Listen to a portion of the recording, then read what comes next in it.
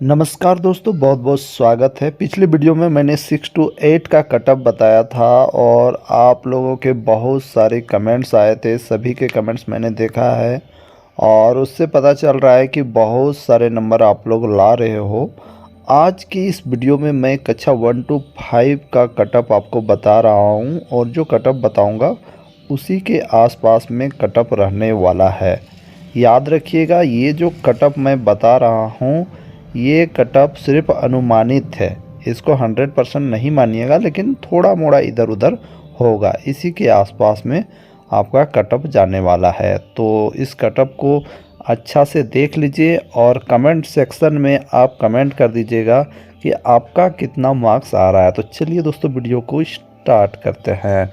पहले कुछ इंपॉर्टेंट चीज़ें मैं आपको बता देना चाहता हूँ कि आपको कितना मार्क्स लाना होगा। कक्षा 1 to 5 में आपके 3 पेपर थे। उसमें आपका जो पेपर 1 था ये क्वालिफाइंग था। इसमें कम से कम आपको 30 नंबर लाना है, तभी आपका पेपर 2 और 3 चेक होगा, अन्यथा नहीं चेक होगा। ठीक है। पेपर 2 में आपका कोई क्वालिफाइंग मार्क्स नहीं रखा गया था और 3 में कोई क्वालिफाइंग मार्क्स नहीं रखा गया था। सिर्फ पेपर 1 में ही क्वालिफाइंग मार्क्स रखा गया था, 1 to 5 में, याद रखिएगा। ठीक है दोस्तों, आपका पेपर 2 था 100 मार्क्स का और पेपर 3 था आपका 200 मार्क्स का। कुल मार्क्स हो जाता है आपका 300 मार्क्स का था। और 300 में जो भी कैंडिडेट पेपर 2 में ज़्यादा ला रहे हैं, जो भी ज़्यादा ला रहे हैं पेपर 2 में, उनका जो है मार्क्स ज़्यादा आएगा। क्योंकि इसमें भी आ सकता है, लेकिन अधिकतर जो पेपर 2 में अच्छा किए उनका आएगा। क्योंकि पेपर 2 में आपका पूरा सिलेबस वाइज आया था, थोड़ा मोड़ा इधर हुआ था, तो कम से कम 80 से 90 अधिकतर लोग ला रहे हैं, है ना। जो लोग नहीं पढ़े हैं, जो लोग सीधा बहाली के चक्कर में थे, उनका कम से कम 60-70 के बीच में आ रहा है। तो ये बात अलग हो गई। आगे देखिए, पेपर 3, ये पेपर 3 आपका 200 मार्क्स था, 200 मार्क्स का था। तो इसमें अधिक से अधिक कितना ला पाएंगे आप? 150 तक अधिकतर लड़का लोग ला पा रहा है। जो बहुत ही ब्रिलियंट है वो लोग 150 तक ला पाएंगे, सभी नहीं ला पाएंगे। ठीक है। तो ये था आपका पेपर 1, 2 और 3, 1 to 5 में आपका, है ना। 1 to 5 का इस वीडियो में बात कर रहे हैं, तो 1 to 5 का ही बात करते हैं ना। कम से कम आपको इतना मार्क्स लाना है। जनरल कैटेगरी में है तो कम से कम 120 मार्क्स आपका है, तभी आपका मतलब आप मेरिट लिस्ट में आ सकते हो। ST SC में कम से कम 96 मार्क्स है, तभी आपका मेरिट लिस्ट में नाम आ सकता है। OBC 102 नंबर है तो आपका मेरिट लिस्ट में आ सकता है, कम से कम।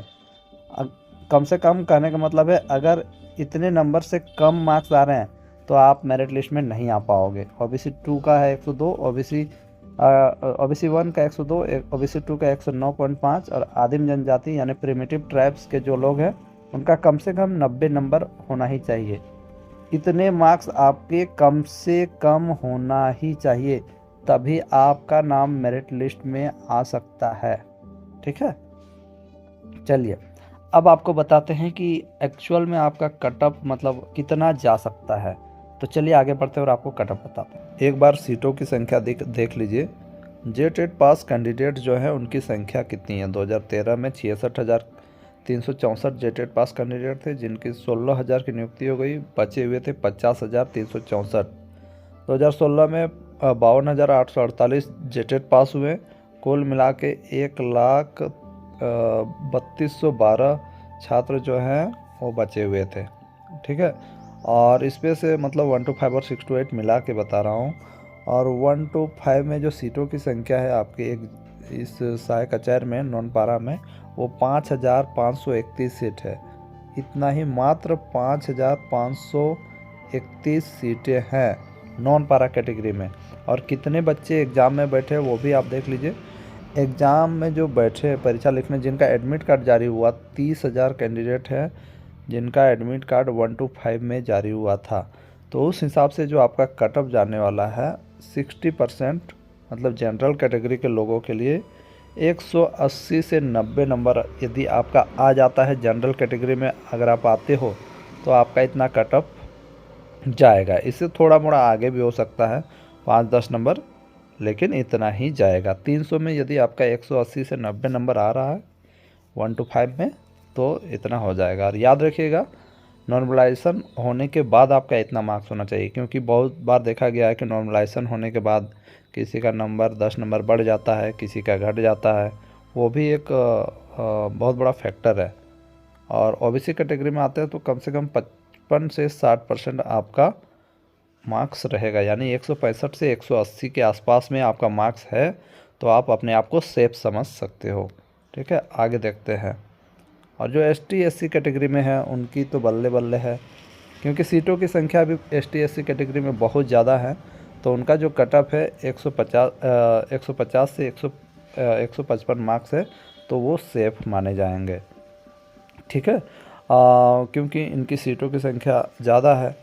ST SC कैटेगरी दोनों को मैं मिक्स कर दिया हूँ, है ना। इन कैटेगरी में जो भी छात्र आते हैं उनका मार्क्स 150-55 है, तो वो सेफ़ हैं। और याद रखिएगा, नॉर्मलाइजेशन जो फैक्टर है ये बहुत ही इम्पोर्टेंट रहेगा, क्योंकि बहुत बार देखा गया है कि हार्ड शिफ्ट, ठीक है, हार्ड शिफ्ट और इजी शिफ्ट में जब नॉर्मलाइजेशन होता है तो नॉर्मलाइज होके किसी का 10 मार्क्स बढ़ जाता है, तो किसी के 10 मार्क्स घट जाते हैं।